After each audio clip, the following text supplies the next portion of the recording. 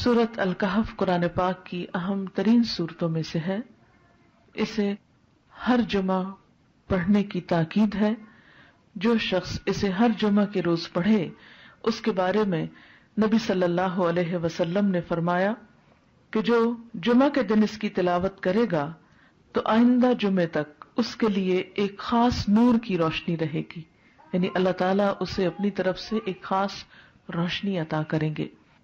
اسی طرح اس کی ابتدائی 10 آیات اور آخری 10 آیات کی فضیلت احادیث میں بیان ہوئی ہے کہ جو ان کو یاد کرے گا اور پڑھے گا وہ فتنہ دجال سے محفوظ رہے گا.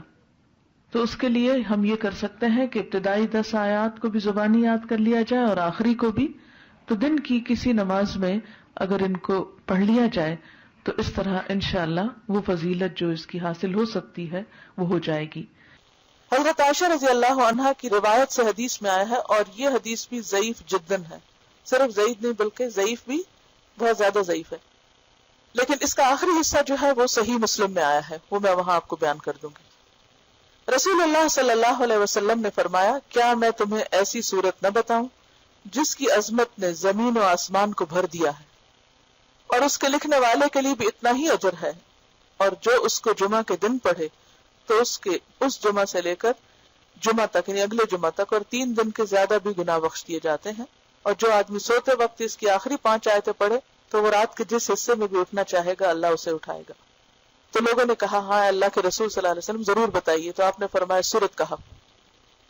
بہرحال ایک اور حدیث میں، اب یہ جو حدیث ہے یہ صحیح مسلم کی ہے، کہ جو اسے جمعہ کے دن یا جمعہ کی رات میں پڑھے گا، یعنی جمعہ کی رات وہی جو جمعہ سے پہلے آ جاتی، وہ فتنے سے محفوظ رہے گا. اور ایک اور بات سے پتہ چلتا ہے کہ فتنہ دجال سے محفوظ رہے گا. اور اس کی جو پہلی 10 آیتوں سے متعلق حدیث ہے وہ بھی صحیح ہے کہ جو شخص اس کی پہلی 10 آیتیں پڑھے گا، یاد کرے گا، وہ فتنہ دجال سے محفوظ رہے گا. اسی طرح اس کے پڑھنے سے گھر میں سکینت اور برکت نازل ہوتی ہے. ایک مرتبہ ایک صحابی نے سورہ کہف پڑھی، گھر میں ایک جانور بھی تھا، وہ بدکنا شروع ہو گیا. انہوں نے غور سے دیکھا کہ کیا بات ہے، یعنی میں قرآن پڑھ رہا ہوں اور قرآن پڑھنے سے تو ظاہر ہے سکون نازل ہوتا ہے، یہ جانور کو کیا ہو گیا جو اچھل کود کر رہا ہے. تو انہیں ایک بادل نظر آیا جس نے انہیں ڈھانپ رکھا تھا. صحابی نے اس واقعے کا ذکر حضور اکرم صلی اللہ علیہ وسلم سے کیا تو آپ صلی اللہ علیہ وسلم نے فرمایا، اسے پڑھا کرو، قرآن پڑھتے وقت سکینت نازل ہوتی ہے. ہمارے گھرانوں میں سکون کیوں نہیں رہا؟ اس میں بہت سی وجوہات میں سے ایک وجہ یہ بھی ہے کہ میوزک کی آوازیں تو دن رات بلند ہوتی ہیں لیکن قرآن کی تلاوت کی آواز کم ہی سنائی دیتی ہے.